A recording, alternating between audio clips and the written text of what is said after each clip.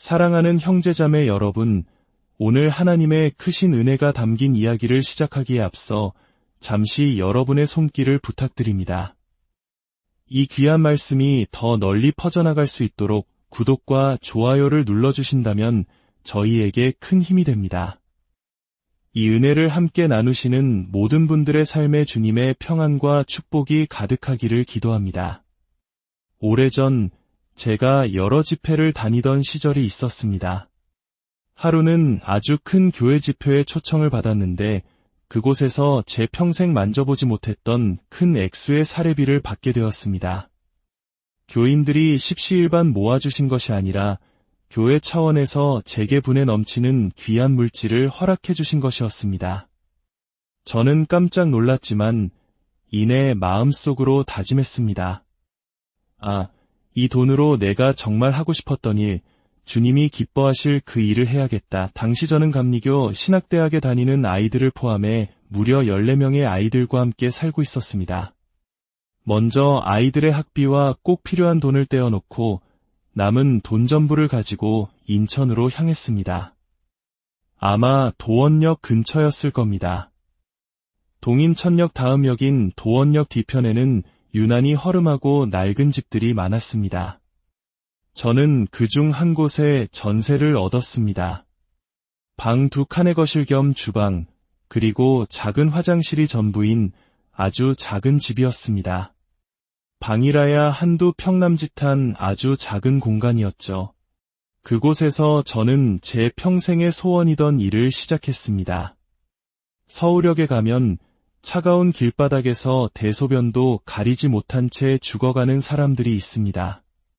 그분들을 차에 태워 제가 마련한 작은 안식처로 모셔왔습니다.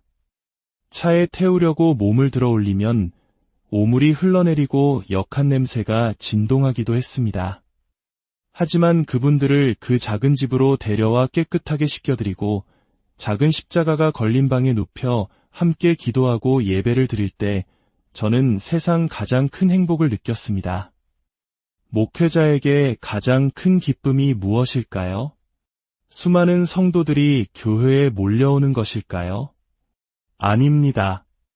저에게 가장 큰 기쁨은 나의 주인 되신 주님께서 기뻐하실 그 일을 세상 아무도 알아주지 않아도 묵묵히 행하는 것입니다. 주님의 종으로서 그 일을 감당할 때의 벅찬 기쁨은 눈물이 왈칵 쏟아질 만큼이나 컸습니다. 저는 그 일을 하며 늘 하나님께 이렇게 기도했습니다. 하나님, 제게는 세상에 속해 살아가는 아들이 하나 있습니다. 하나님께서 제 아들도 주님의 종이라 하셨으니 언젠가 그 아이가 주님을 만나게 될 줄 믿습니다. 하지만 하나님, 제가 지금껏 걸어온 이 길이 주님 보시기에 합당했다면 제게 상을 하나 내려주십시오. 제 아들이 주님을 만났을 때 절대로 크고 화려한 교회의 담임 목사가 되지 않게 해주십시오. 부디 이 작고 남루한 곳의 주인이 되어 평생 서울역에서 죽어가는 사람들을 붙들고 통곡하며 그들을 섬기다가 주님 품에 안기게 해주십시오. 이 땅의 명예나 부가 아니라 비록 이 땅에서는 힘들고 고되게 살지라도 하나님 앞에 섰을 때 영광의 면류관, 이의 면류관, 생명의 면류관을 받는 아들이 되게 해주십시오. 저는 늘 그렇게 기도하며 그곳을 지켰습니다. 세월이 흘러 지금 그 작은 집의 주인이 누구인지 아십니까? 제 아들이 아닙니다. 온몸에 용과 잉어 문신을 한 교도소를 제 집처럼 드나들던 한 청년입니다. 어느 추운 겨울밤이었습니다. 누군가 쾅 하고 거칠게 문을 두드렸습니다. 누구십니까? 하고 물으니 문밖에서는 술에 취한 거친 목소리가 들려왔습니다. 문을 열자 추운 날씨에도 불구하고 옷을 벗어젖힌 채 온몸에 문신을 드러낸 한 청년이 서 있었습니다. 얼마 전에 교도소에서 나왔습니다. 돈이 필요해서 왔습니까? 아닙니다. 이것 좀 보십시오. 그의 몸에는 빈틈 하나 없이 무시무시한 문신들이 새겨져 있었습니다. 그런데 그 험상궂은 청년이 제게 제 인생에서 가장 행복한 질문을 던졌습니다. 목사님, 이런 나도 됩니까? 나 같은 놈도 하나님 믿을 수 있습니까? 저는 활짝 웃으며 그의 어깨를 끌어안았습니다. 그럼 되고 말고 자네 같은 사람을 변화시키는 게 바로 내 전문일세. 내 손만 놓지 않고 이곳을 떠나지 않는다면 자네는 반드시 믿음의 용사가 될 걸세. 그날 이후 그 아이는 놀랍게 변하기 시작했습니다. 매일 새벽이면 일어나 아무도 시키지 않았는데 동네의 눈을 전부 쓸었습니다. 저는 그 모습을 보며 눈물로 기도했습니다. 하나님, 이 아이를 믿음의 용사로 만들어 주십시오. 하나님께서 가장 기뻐하시는 일을 행하는 거룩한 용사가 되게 하여 주십시오. 그러던 어느 날 마가의 다락방 기도원에서 함께 뜨겁게 기도하던 중이었습니다. 갑자기 그 아이가 벌떡 일어나더니 밖으로 뛰쳐나가는 것이었습니다. 저 녀석이 왜 저러나 집회가 끝나고도 그는 돌아오지 않았습니다. 밤늦게서야 술에 잔뜩 취해 돌아온 그에게 저는 물었습니다. 너애 그랬니? 목사님, 죄송합니다. 기분이 너무 좋아서 한잔했습니다. 무슨 기분 좋은 일이 있었는데? 기도를 하는데 갑자기 혀가 막 꼬이면서 머리부터 발끝까지 뜨거워지는 겁니다. 사람들이 말하던 방언, 그게 제게 임했습니다. 하나님이 저 같은 놈도 버리지 않으셨다는 생각에 너무 기뻐서 그만. 저는 그를 혼내기보다 꼭 안아주며 감사했습니다. 그래, 이제 다시는 술 마시지 마라. 그 후로 수많은 넘어짐과 일어섬이 반복되었습니다. 제 마음에도 수없이 비수를 꽂는 아픔을 주기도 했습니다.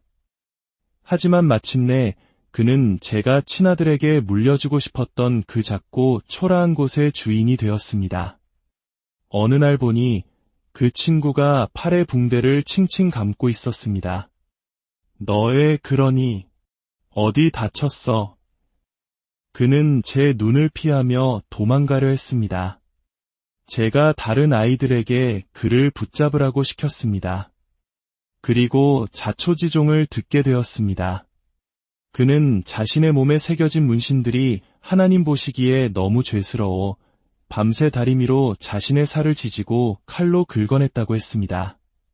저는 그의 어리석고도 순수한 마음에 눈물을 흘리며 말해주었습니다. 이 사람아, 하나님은 내 겉모습을 보시는 분이 아니야. 내 중심, 내 마음을 보시는 분이지. 이렇게라도 하나님 앞에 죄송한 마음을 표현하려는 내 그 마음을 하나님은 기뻐하실 거야. 하지만 다시는 이런 어리석은 짓은 하지 마라. 그 친구는 지금도 그곳에서 제가 하던 그 일을 묵묵히 감당하고 있습니다. 목에 구멍을 뚫어 숨을 쉬는 사람, 앞 말기로 죽음을 기다리는 사람, 그들과 함께 예배하고 그들의 마지막 길을 지키고 있습니다. 그곳에 있을 때 제가 꼭 한번 모시고 싶었던 분이 있었습니다. 동인 천역 지하도 입구에서 구걸하던 분이었습니다.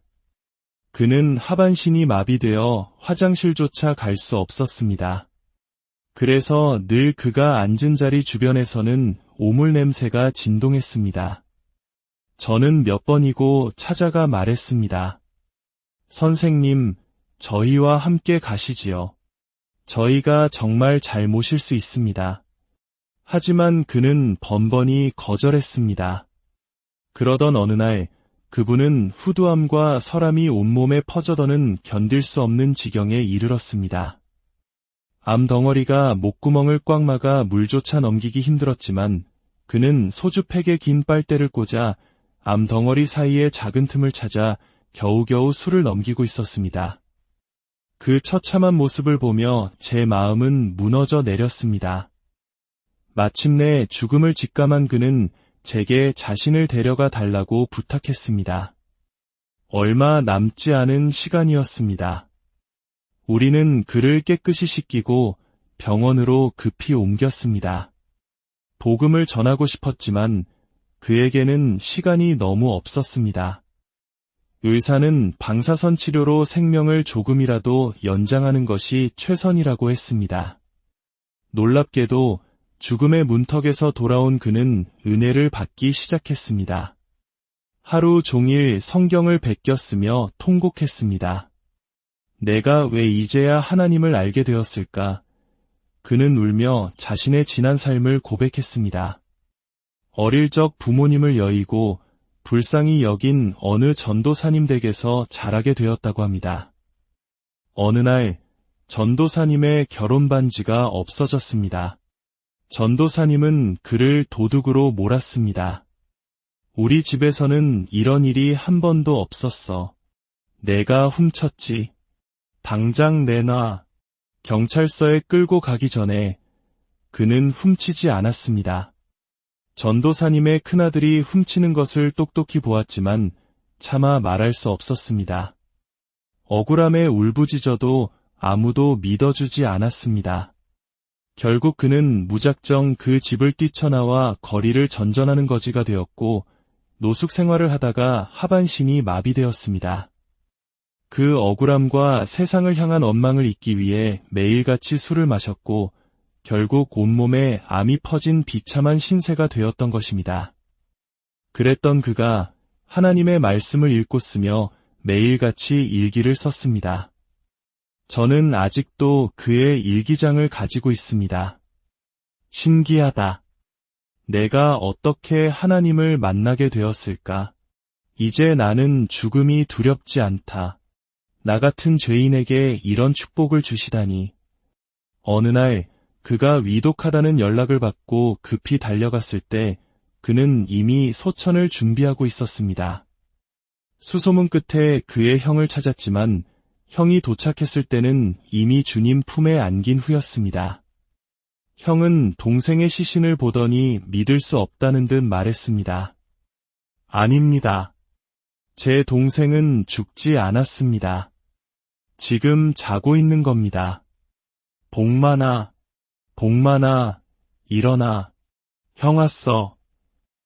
그는 동생이 그저 잠들어 있다고 굳게 믿었습니다. 그만큼 그의 마지막 모습은 너무나 평온하고 아름다웠습니다. 평생을 거지처럼 비참하게 살았던 그가 마지막 순간에 주님을 만나 모든 죄를 회개하고 떠나는 모습은 마치 천사와 같았습니다. 하지만 반대의 경우도 있었습니다. 이암 말기였던 한 노숙자가 있었습니다.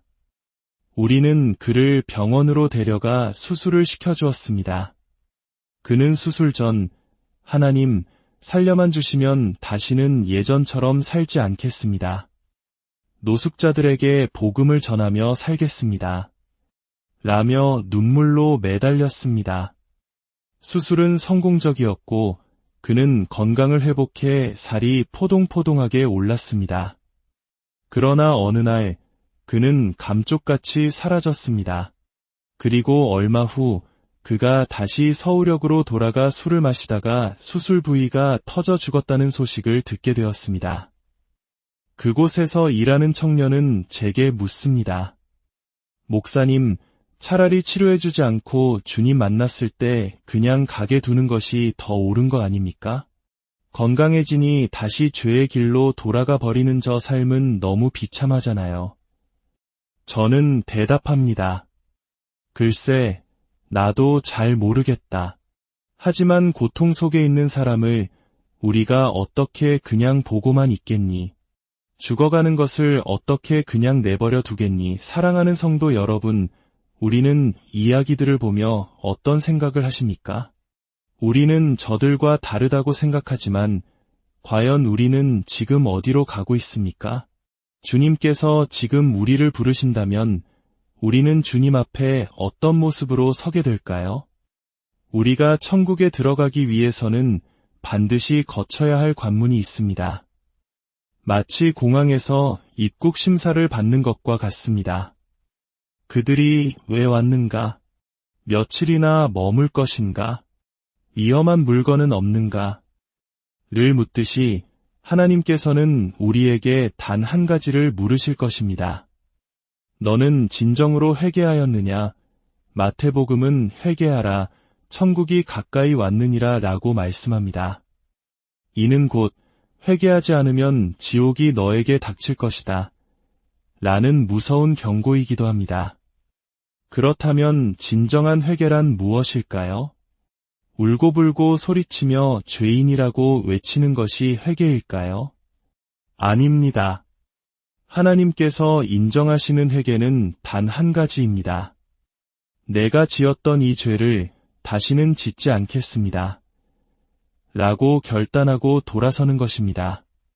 그러나 우리는 연약한 인간이기에 또 넘어질 수 있습니다. 그때마다 우리를 위해 십자가에서 피 흘리신 예수님의 손을 붙들고 다시 일어나는 것, 넘어져도 다시 일어나 주님을 향해 걸어가는 것, 그것이 바로 성도의 삶입니다. 죄는 마치 눈덩이와 같아서 처음에는 작아 보여도 방치하면 걷잡을 수 없이 커집니다. 하나님 마음에 합한 자였던 다윗 왕을 보십시오.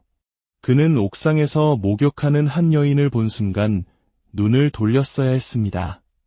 그러나 그는 계속 훔쳐보았고 그 죄는 마음에 입력되었습니다.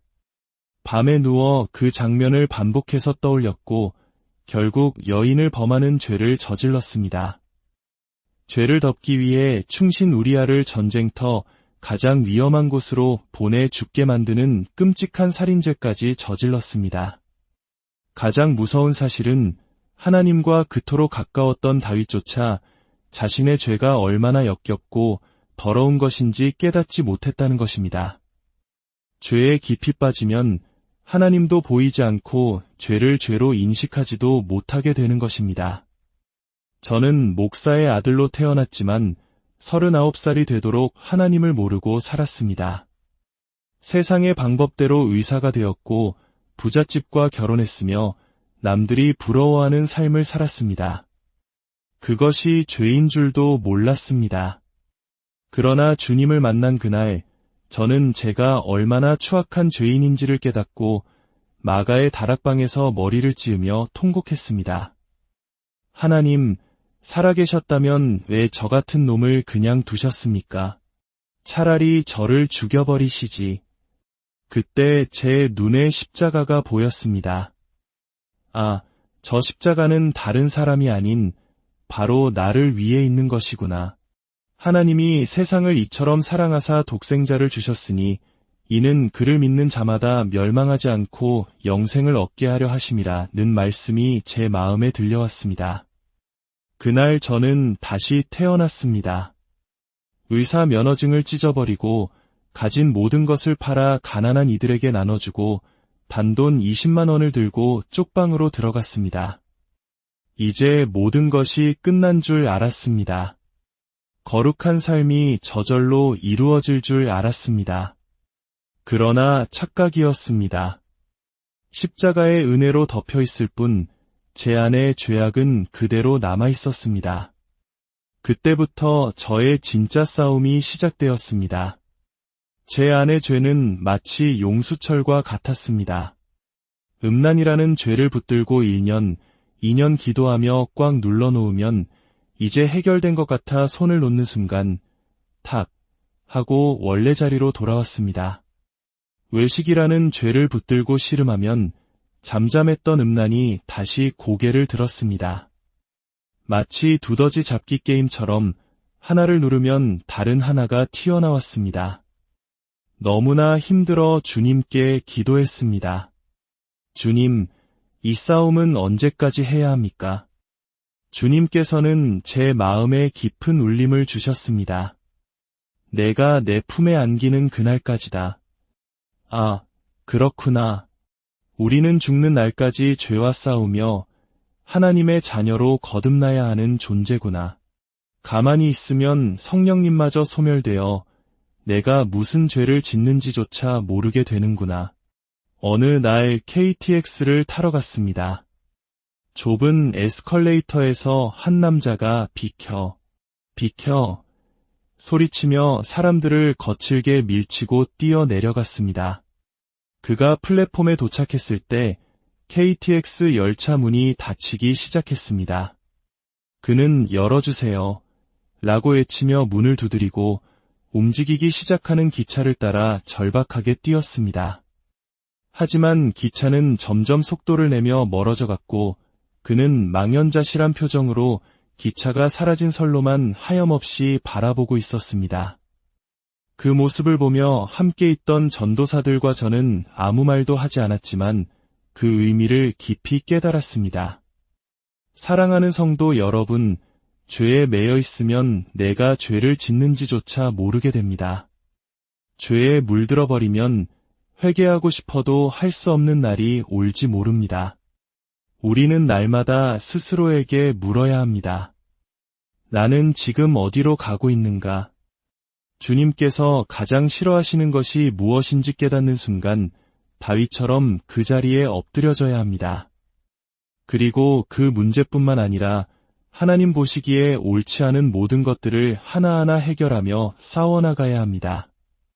결코 믿음의 열차를 놓치지 마십시오. 아름다운 성도의 삶을 이루어 가시는 저와 여러분이 되시기를 주님의 이름으로 축복합니다. 거룩하신 하나님 아버지, 우리가 그저 교회에 와서 앉아있다가 돌아가는 인생이 되지 않게 하여 주시옵소서.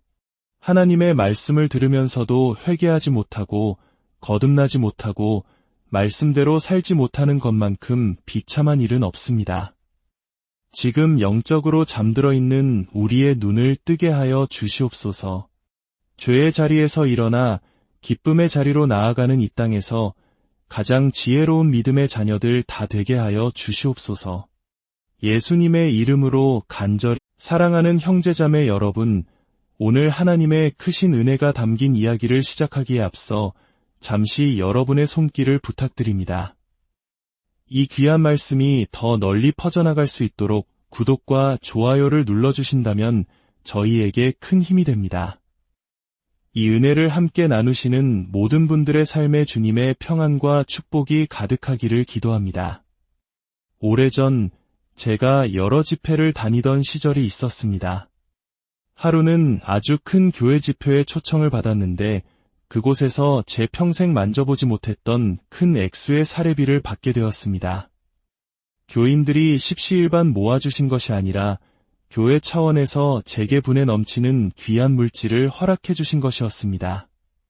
저는 깜짝 놀랐지만 이내 마음속으로 다짐했습니다. 이 돈으로 내가 정말 하고 싶었던 일, 주님이 기뻐하실 그 일을 해야겠다. 당시 저는 감리교 신학대학에 다니는 아이들을 포함해 무려 14명의 아이들과 함께 살고 있었습니다. 먼저 아이들의 학비와 꼭 필요한 돈을 떼어놓고 남은 돈 전부를 가지고 인천으로 향했습니다. 아마 도원역 근처였을 겁니다. 동인천역 다음 역인 도원역 뒤편에는 유난히 허름하고 낡은 집들이 많았습니다. 저는 그중 한 곳에 전세를 얻었습니다. 방 2칸의 거실 겸 주방, 그리고 작은 화장실이 전부인 아주 작은 집이었습니다. 방이라야 한두 평 남짓한 아주 작은 공간이었죠. 그곳에서 저는 제 평생의 소원이던 일을 시작했습니다. 서울역에 가면 차가운 길바닥에서 대소변도 가리지 못한 채 죽어가는 사람들이 있습니다. 그분들을 차에 태워 제가 마련한 작은 안식처로 모셔왔습니다. 차에 태우려고 몸을 들어 올리면 오물이 흘러내리고 역한 냄새가 진동하기도 했습니다. 하지만 그분들을 그 작은 집으로 데려와 깨끗하게 씻겨드리고 작은 십자가가 걸린 방에 눕혀 함께 기도하고 예배를 드릴 때 저는 세상 가장 큰 행복을 느꼈습니다. 목회자에게 가장 큰 기쁨이 무엇일까요?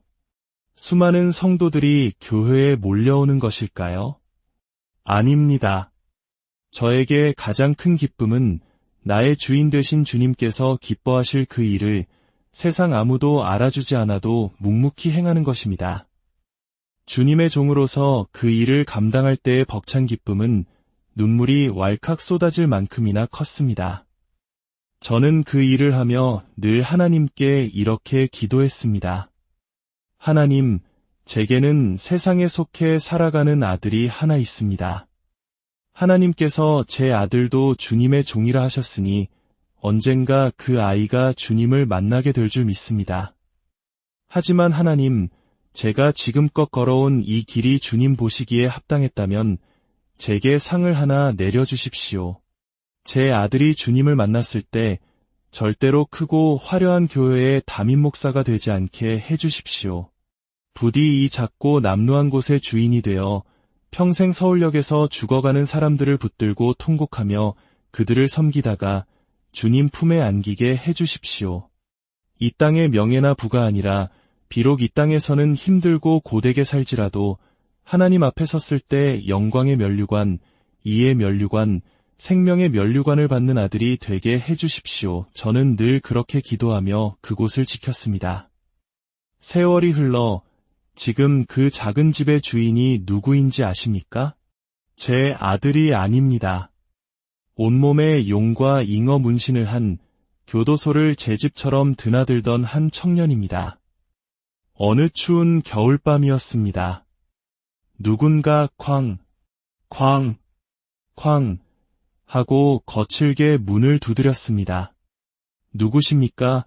하고 물으니 문밖에서는 술에 취한 거친 목소리가 들려왔습니다. 문을 열자 추운 날씨에도 불구하고 옷을 벗어젖힌 채 온몸에 문신을 드러낸 한 청년이 서 있었습니다. 얼마 전에 교도소에서 나왔습니다. 돈이 필요해서 왔습니까? 아닙니다. 이것 좀 보십시오. 그의 몸에는 빈틈 하나 없이 무시무시한 문신들이 새겨져 있었습니다. 그런데 그 험상궂은 청년이 제게 제 인생에서 가장 행복한 질문을 던졌습니다. 목사님, 이런 나도 됩니까? 나 같은 놈도 하나님 믿을 수 있습니까? 저는 활짝 웃으며 그의 어깨를 끌어안았습니다. 그럼 되고 말고 자네 같은 사람을 변화시키는 게 바로 내 전문일세. 내 손만 놓지 않고 이곳을 떠나지 않는다면 자네는 반드시 믿음의 용사가 될 걸세. 그날 이후 그 아이는 놀랍게 변하기 시작했습니다. 매일 새벽이면 일어나 아무도 시키지 않았는데 동네의 눈을 전부 쓸었습니다. 저는 그 모습을 보며 눈물로 기도했습니다. 하나님, 이 아이를 믿음의 용사로 만들어 주십시오. 하나님께서 가장 기뻐하시는 일을 행하는 거룩한 용사가 되게 하여 주십시오. 그러던 어느 날 마가의 다락방 기도원에서 함께 뜨겁게 기도하던 중이었습니다. 갑자기 그 아이가 벌떡 일어나더니 밖으로 뛰쳐나가는 것이었습니다. 저 녀석이 왜 저러나 집회가 끝나고도 그는 돌아오지 않았습니다. 밤늦게서야 술에 잔뜩 취해 돌아온 그에게 저는 물었습니다. 너의 그랬니? 목사님, 죄송합니다. 기분이 너무 좋아서 한잔했습니다. 무슨 기분 좋은 일이 있었는데?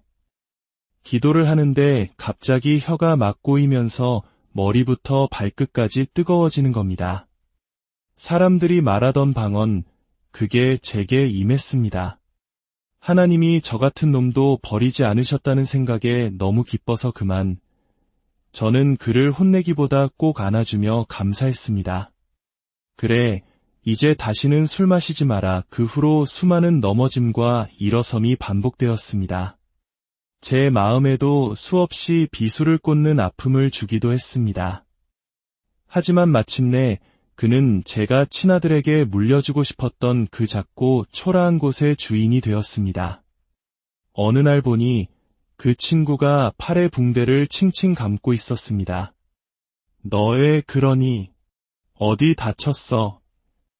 그는 제 눈을 피하며 도망가려 했습니다.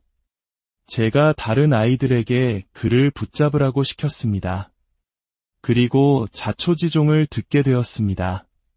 그는 자신의 몸에 새겨진 문신들이 하나님 보시기에 너무 죄스러워 밤새 다리미로 자신의 살을 지지고 칼로 긁어냈다고 했습니다. 저는 그의 어리석고도 순수한 마음에 눈물을 흘리며 말해주었습니다. 이 사람아, 하나님은 내 겉모습을 보시는 분이 아니야.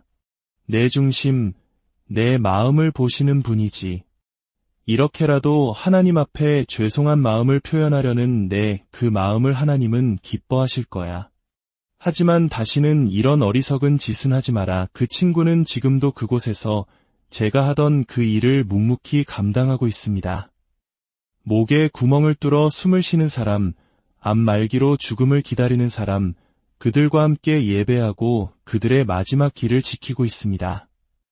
그곳에 있을 때 제가 꼭 한번 모시고 싶었던 분이 있었습니다.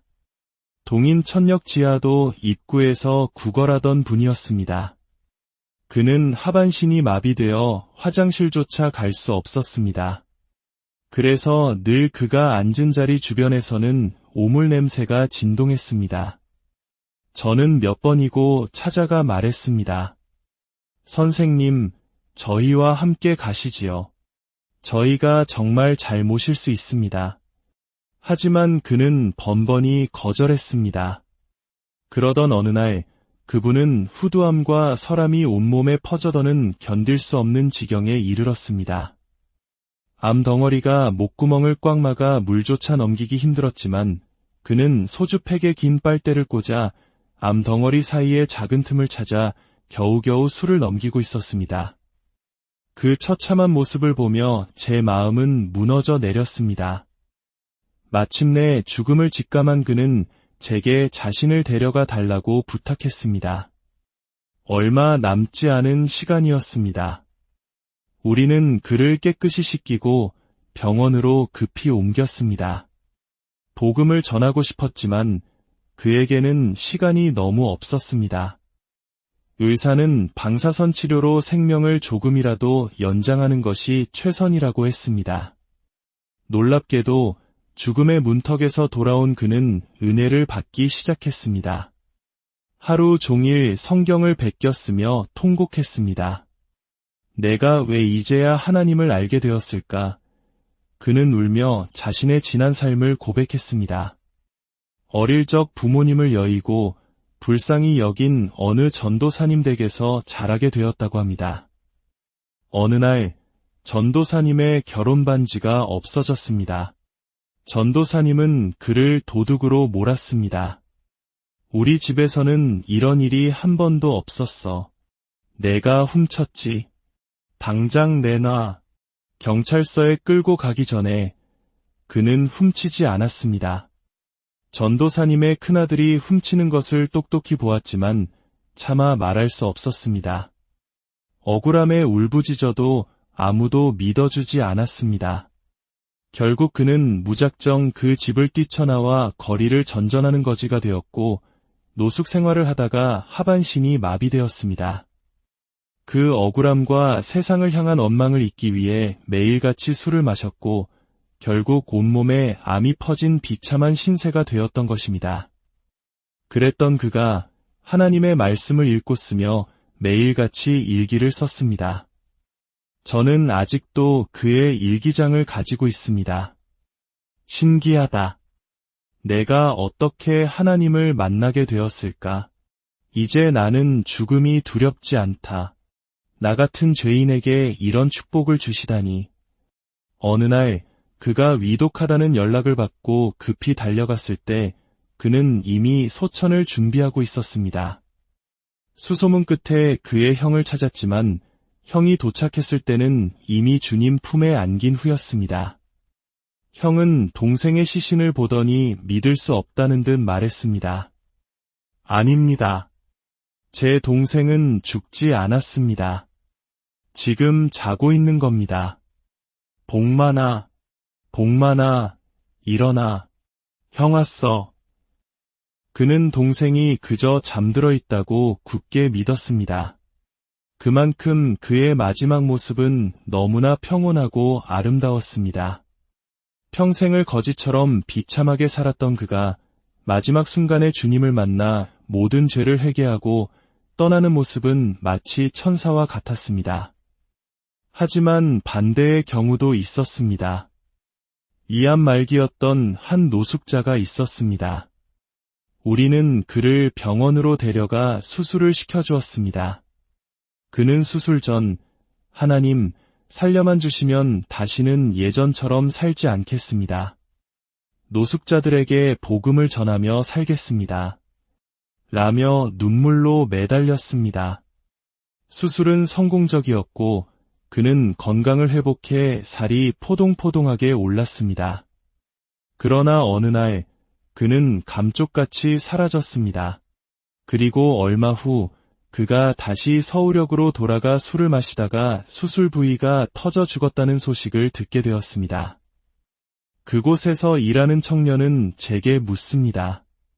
목사님, 차라리 치료해주지 않고 주님 만났을 때 그냥 가게 두는 것이 더 옳은 거 아닙니까? 건강해지니 다시 죄의 길로 돌아가 버리는 저 삶은 너무 비참하잖아요. 저는 대답합니다.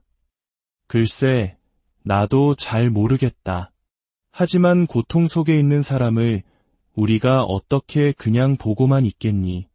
죽어가는 것을 어떻게 그냥 내버려 두겠니? 사랑하는 성도 여러분, 우리는 이야기들을 보며 어떤 생각을 하십니까? 우리는 저들과 다르다고 생각하지만 과연 우리는 지금 어디로 가고 있습니까? 주님께서 지금 우리를 부르신다면 우리는 주님 앞에 어떤 모습으로 서게 될까요? 우리가 천국에 들어가기 위해서는 반드시 거쳐야 할 관문이 있습니다. 마치 공항에서 입국 심사를 받는 것과 같습니다. 그들이 왜 왔는가? 며칠이나 머물 것인가? 위험한 물건은 없는가? 를 묻듯이 하나님께서는 우리에게 단 한 가지를 물으실 것입니다. 너는 진정으로 회개하였느냐? 마태복음은 회개하라, 천국이 가까이 왔느니라 라고 말씀합니다. 이는 곧 회개하지 않으면 지옥이 너에게 닥칠 것이다. 라는 무서운 경고이기도 합니다. 그렇다면 진정한 회개란 무엇일까요? 울고불고 소리치며 죄인이라고 외치는 것이 회개일까요? 아닙니다. 하나님께서 인정하시는 회개는 단 한 가지입니다. 내가 지었던 이 죄를 다시는 짓지 않겠습니다. 라고 결단하고 돌아서는 것입니다. 그러나 우리는 연약한 인간이기에 또 넘어질 수 있습니다. 그때마다 우리를 위해 십자가에서 피 흘리신 예수님의 손을 붙들고 다시 일어나는 것, 넘어져도 다시 일어나 주님을 향해 걸어가는 것, 그것이 바로 성도의 삶입니다. 죄는 마치 눈덩이와 같아서 처음에는 작아 보여도 방치하면 걷잡을 수 없이 커집니다. 하나님 마음에 합한 자였던 다윗 왕을 보십시오. 그는 옥상에서 목욕하는 한 여인을 본 순간 눈을 돌렸어야 했습니다. 그러나 그는 계속 훔쳐보았고 그 죄는 마음에 입력되었습니다. 밤에 누워 그 장면을 반복해서 떠올렸고 결국 여인을 범하는 죄를 저질렀습니다. 죄를 덮기 위해 충신 우리아를 전쟁터 가장 위험한 곳으로 보내 죽게 만드는 끔찍한 살인죄까지 저질렀습니다. 가장 무서운 사실은 하나님과 그토록 가까웠던 다윗조차 자신의 죄가 얼마나 역겹고 더러운 것인지 깨닫지 못했다는 것입니다. 죄에 깊이 빠지면 하나님도 보이지 않고 죄를 죄로 인식하지도 못하게 되는 것입니다. 저는 목사의 아들로 태어났지만 39살이 되도록 하나님을 모르고 살았습니다. 세상의 방법대로 의사가 되었고 부잣집과 결혼했으며 남들이 부러워하는 삶을 살았습니다. 그것이 죄인 줄도 몰랐습니다. 그러나 주님을 만난 그날 저는 제가 얼마나 추악한 죄인인지를 깨닫고 마가의 다락방에서 머리를 찌으며 통곡했습니다. 하나님, 살아계셨다면 왜 저 같은 놈을 그냥 두셨습니까? 차라리 저를 죽여버리시지. 그때 제 눈에 십자가가 보였습니다. 아, 저 십자가는 다른 사람이 아닌 바로 나를 위해 있는 것이구나. 하나님이 세상을 이처럼 사랑하사 독생자를 주셨으니 이는 그를 믿는 자마다 멸망하지 않고 영생을 얻게 하려 하심이라는 말씀이 제 마음에 들려왔습니다. 그날 저는 다시 태어났습니다. 의사 면허증을 찢어버리고 가진 모든 것을 팔아 가난한 이들에게 나눠주고 단돈 20만 원을 들고 쪽방으로 들어갔습니다. 이제 모든 것이 끝난 줄 알았습니다. 거룩한 삶이 저절로 이루어질 줄 알았습니다. 그러나 착각이었습니다. 십자가의 은혜로 덮여 있을 뿐 제 안의 죄악은 그대로 남아 있었습니다. 그때부터 저의 진짜 싸움이 시작되었습니다. 제 안의 죄는 마치 용수철과 같았습니다. 음란이라는 죄를 붙들고 1년, 2년 기도하며 꽉 눌러놓으면 이제 해결된 것 같아 손을 놓는 순간 탁 하고 원래 자리로 돌아왔습니다. 외식이라는 죄를 붙들고 씨름하면 잠잠했던 음란이 다시 고개를 들었습니다. 마치 두더지 잡기 게임처럼 하나를 누르면 다른 하나가 튀어나왔습니다. 너무나 힘들어 주님께 기도했습니다. 주님, 이 싸움은 언제까지 해야 합니까? 주님께서는 제 마음에 깊은 울림을 주셨습니다. 내가 내 품에 안기는 그날까지다. 아, 그렇구나. 우리는 죽는 날까지 죄와 싸우며 하나님의 자녀로 거듭나야 하는 존재구나. 가만히 있으면 성령님마저 소멸되어 내가 무슨 죄를 짓는지조차 모르게 되는구나. 어느 날 KTX를 타러 갔습니다. 좁은 에스컬레이터에서 한 남자가 비켜 소리치며 사람들을 거칠게 밀치고 뛰어 내려갔습니다. 그가 플랫폼에 도착했을 때 KTX 열차 문이 닫히기 시작했습니다. 그는 열어주세요 라고 외치며 문을 두드리고 움직이기 시작하는 기차를 따라 절박하게 뛰었습니다. 하지만 기차는 점점 속도를 내며 멀어져 갔고 그는 망연자실한 표정으로 기차가 사라진 선로만 하염없이 바라보고 있었습니다. 그 모습을 보며 함께 있던 전도사들과 저는 아무 말도 하지 않았지만 그 의미를 깊이 깨달았습니다. 사랑하는 성도 여러분, 죄에 매여 있으면 내가 죄를 짓는지조차 모르게 됩니다. 죄에 물들어 버리면 회개하고 싶어도 할 수 없는 날이 올지 모릅니다. 우리는 날마다 스스로에게 물어야 합니다. 나는 지금 어디로 가고 있는가? 주님께서 가장 싫어하시는 것이 무엇인지 깨닫는 순간 다윗처럼 그 자리에 엎드려져야 합니다. 그리고 그 문제뿐만 아니라 하나님 보시기에 옳지 않은 모든 것들을 하나하나 해결하며 싸워나가야 합니다. 결코 믿음의 열차를 놓치지 마십시오. 아름다운 성도의 삶을 이루어 가시는 저와 여러분이 되시기를 주님의 이름으로 축복합니다. 거룩하신 하나님 아버지, 우리가 그저 교회에 와서 앉아있다가 돌아가는 인생이 되지 않게 하여 주시옵소서. 하나님의 말씀을 들으면서도 회개하지 못하고 거듭나지 못하고 말씀대로 살지 못하는 것만큼 비참한 일은 없습니다. 지금 영적으로 잠들어 있는 우리의 눈을 뜨게 하여 주시옵소서. 죄의 자리에서 일어나 기쁨의 자리로 나아가는 이 땅에서 가장 지혜로운 믿음의 자녀들 다 되게 하여 주시옵소서. 예수님의 이름으로 간절히 사랑하는 형제자매 여러분, 오늘 하나님의 크신 은혜가 담긴 이야기를 시작하기에 앞서 잠시 여러분의 손길을 부탁드립니다. 이 귀한 말씀이 더 널리 퍼져나갈 수 있도록 구독과 좋아요를 눌러주신다면 저희에게 큰 힘이 됩니다. 이 은혜를 함께 나누시는 모든 분들의 삶에 주님의 평안과 축복이 가득하기를 기도합니다. 오래전 제가 여러 집회를 다니던 시절이 있었습니다. 하루는 아주 큰 교회 집회에 초청을 받았는데 그곳에서 제 평생 만져보지 못했던 큰 액수의 사례비를 받게 되었습니다. 교인들이 십시일반 모아주신 것이 아니라 교회 차원에서 제게 분에 넘치는 귀한 물질을 허락해 주신 것이었습니다. 저는 깜짝 놀랐지만 이내 마음속으로 다짐했습니다. 아, 이 돈으로 내가 정말 하고 싶었던 일, 주님이 기뻐하실 그 일을 해야겠다. 당시 저는 감리교 신학대학에 다니는 아이들을 포함해 무려 14명의 아이들과 함께 살고 있었습니다. 먼저 아이들의 학비와 꼭 필요한 돈을 떼어놓고 남은 돈 전부를 가지고 인천으로 향했습니다. 아마 도원역 근처였을 겁니다. 동인천역 다음 역인 도원역 뒤편에는 유난히 허름하고 낡은 집들이 많았습니다. 저는 그중 한 곳에 전세를 얻었습니다.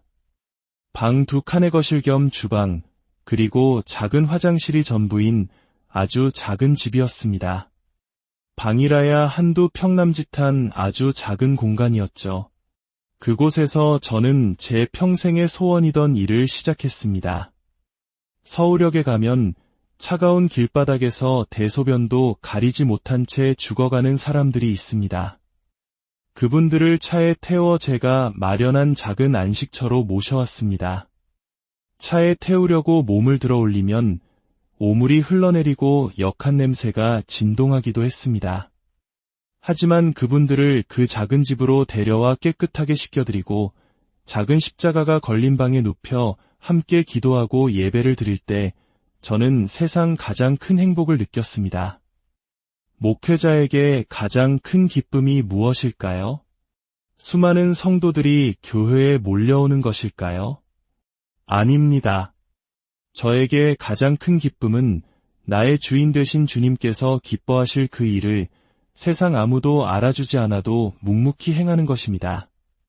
주님의 종으로서 그 일을 감당할 때의 벅찬 기쁨은 눈물이 왈칵 쏟아질 만큼이나 컸습니다. 저는 그 일을 하며 늘 하나님께 이렇게 기도했습니다. 하나님, 제게는 세상에 속해 살아가는 아들이 하나 있습니다. 하나님께서 제 아들도 주님의 종이라 하셨으니 언젠가 그 아이가 주님을 만나게 될 줄 믿습니다.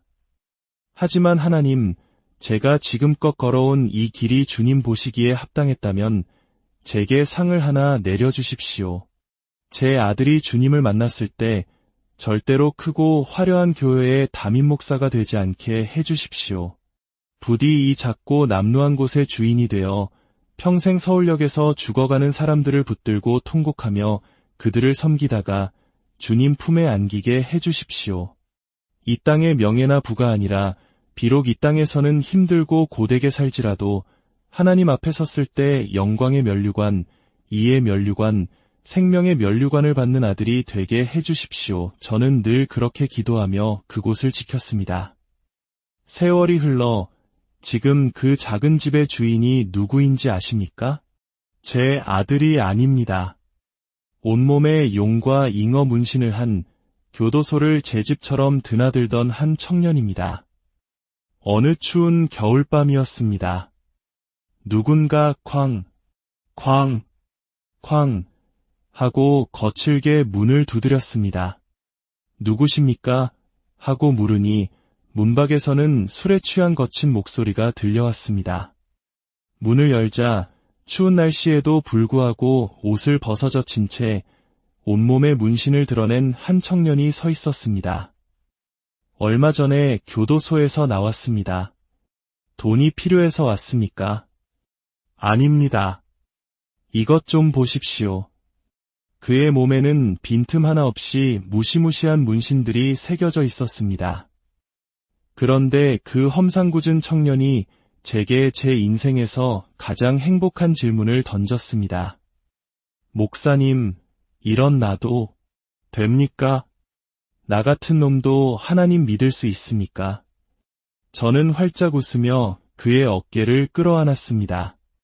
그럼 되고 말고 자네 같은 사람을 변화시키는 게 바로 내 전문일세. 내 손만 놓지 않고 이곳을 떠나지 않는다면 자네는 반드시 믿음의 용사가 될 걸세. 그날 이후 그 아이는 놀랍게 변하기 시작했습니다. 매일 새벽이면 일어나 아무도 시키지 않았는데 동네의 눈을 전부 쓸었습니다. 저는 그 모습을 보며 눈물로 기도했습니다. 하나님, 이 아이를 믿음의 용사로 만들어 주십시오. 하나님께서 가장 기뻐하시는 일을 행하는 거룩한 용사가 되게 하여 주십시오. 그러던 어느 날 마가의 다락방 기도원에서 함께 뜨겁게 기도하던 중이었습니다. 갑자기 그 아이가 벌떡 일어나더니 밖으로 뛰쳐나가는 것이었습니다. 저 녀석이 왜 저러나 집회가 끝나고도 그는 돌아오지 않았습니다. 밤늦게서야 술에 잔뜩 취해 돌아온 그에게 저는 물었습니다. 너애 그랬니? 목사님, 죄송합니다. 기분이 너무 좋아서 한잔했습니다. 무슨 기분 좋은 일이 있었는데. 기도를 하는데 갑자기 혀가 막 꼬이면서 머리부터 발끝까지 뜨거워지는 겁니다. 사람들이 말하던 방언, 그게 제게 임했습니다. 하나님이 저 같은 놈도 버리지 않으셨다는 생각에 너무 기뻐서 그만. 저는 그를 혼내기보다 꼭 안아주며 감사했습니다.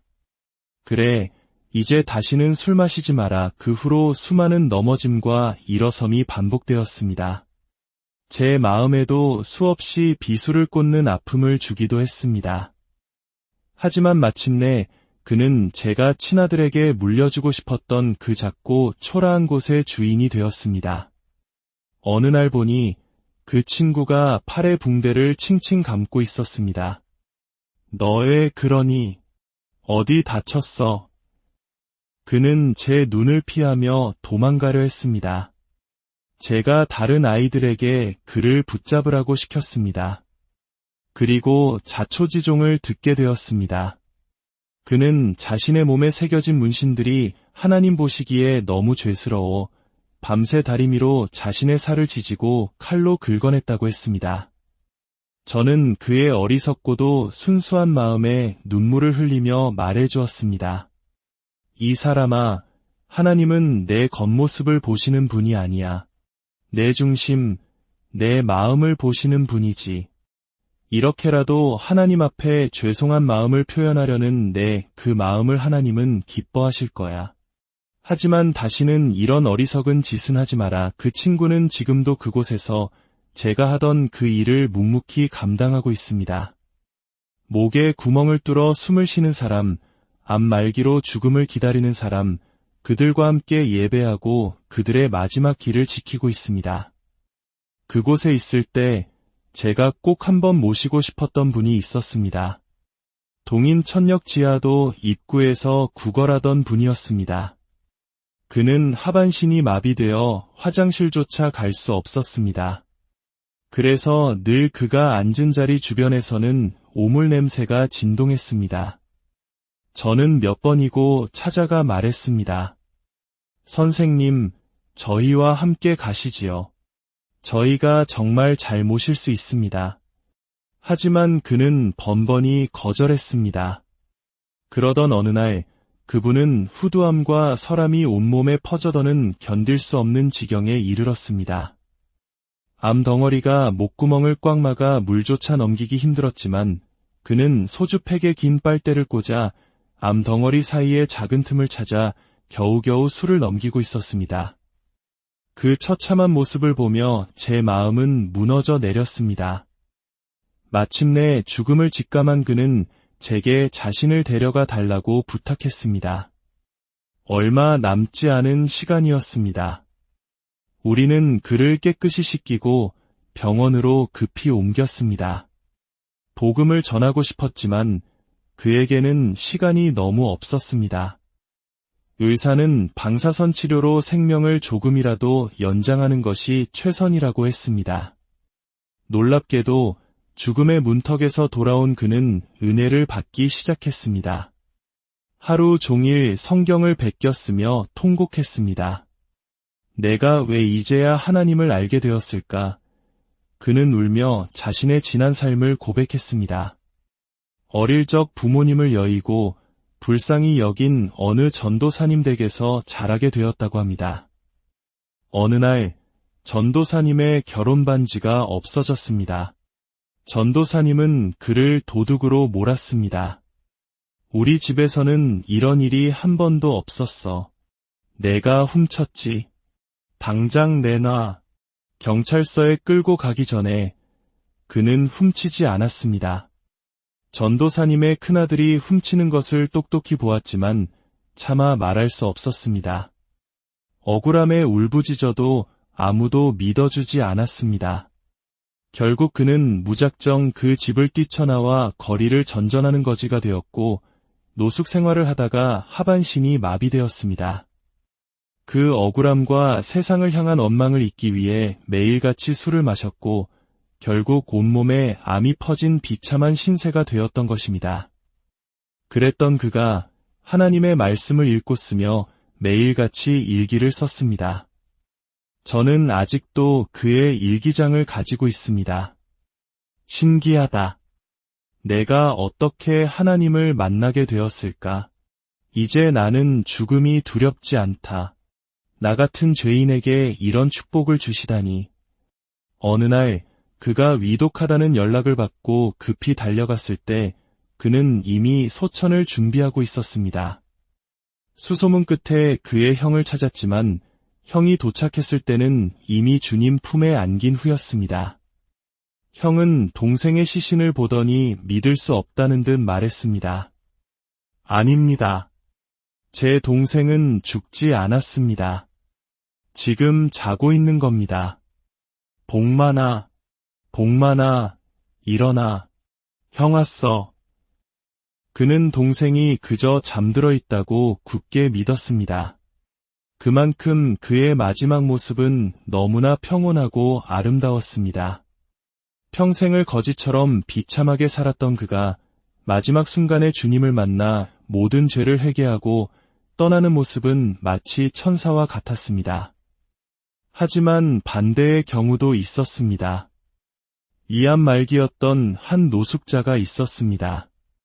우리는 그를 병원으로 데려가 수술을 시켜주었습니다. 그는 수술 전, 하나님, 살려만 주시면 다시는 예전처럼 살지 않겠습니다. 노숙자들에게 복음을 전하며 살겠습니다. 라며 눈물로 매달렸습니다. 수술은 성공적이었고 그는 건강을 회복해 살이 포동포동하게 올랐습니다. 그러나 어느 날 그는 감쪽같이 사라졌습니다.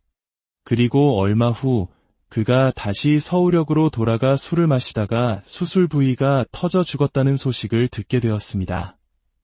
그곳에서 일하는 청년은 제게 묻습니다. 목사님, 차라리 치료해주지 않고 주님 만났을 때 그냥 가게 두는 것이 더 옳은 거 아닙니까? 건강해지니 다시 죄의 길로 돌아가 버리는 저 삶은 너무 비참하잖아요. 저는 대답합니다. 글쎄, 나도 잘 모르겠다. 하지만 고통 속에 있는 사람을 우리가 어떻게 그냥 보고만 있겠니? 죽어가는 것을 어떻게 그냥 내버려 두겠니? 사랑하는 성도 여러분, 우리는 이야기들을 보며 어떤 생각을 하십니까? 우리는 저들과 다르다고 생각하지만 과연 우리는 지금 어디로 가고 있습니까? 주님께서 지금 우리를 부르신다면 우리는 주님 앞에 어떤 모습으로 서게 될까요? 우리가 천국에 들어가기 위해서는 반드시 거쳐야 할 관문이 있습니다. 마치 공항에서 입국 심사를 받는 것과 같습니다. 그들이 왜 왔는가? 며칠이나 머물 것인가? 위험한 물건은 없는가? 를 묻듯이 하나님께서는 우리에게 단 한 가지를 물으실 것입니다. 너는 진정으로 회개하였느냐? 마태복음은 회개하라, 천국이 가까이 왔느니라 라고 말씀합니다. 이는 곧 회개하지 않으면 지옥이 너에게 닥칠 것이다. 라는 무서운 경고이기도 합니다. 그렇다면 진정한 회개란 무엇일까요? 울고불고 소리치며 죄인이라고 외치는 것이 회개일까요? 아닙니다. 하나님께서 인정하시는 회개는 단 한 가지입니다. 내가 지었던 이 죄를 다시는 짓지 않겠습니다. 라고 결단하고 돌아서는 것입니다. 그러나 우리는 연약한 인간이기에 또 넘어질 수 있습니다. 그때마다 우리를 위해 십자가에서 피 흘리신 예수님의 손을 붙들고 다시 일어나는 것, 넘어져도 다시 일어나 주님을 향해 걸어가는 것, 그것이 바로 성도의 삶입니다. 죄는 마치 눈덩이와 같아서 처음에는 작아 보여도 방치하면 걷잡을 수 없이 커집니다. 하나님 마음에 합한 자였던 다윗 왕을 보십시오. 그는 옥상에서 목욕하는 한 여인을 본 순간 눈을 돌렸어야 했습니다. 그러나 그는 계속 훔쳐보았고 그 죄는 마음에 입력되었습니다. 밤에 누워 그 장면을 반복해서 떠올렸고 결국 여인을 범하는 죄를 저질렀습니다. 죄를 덮기 위해 충신 우리아를 전쟁터 가장 위험한 곳으로 보내 죽게 만드는 끔찍한 살인죄까지 저질렀습니다. 가장 무서운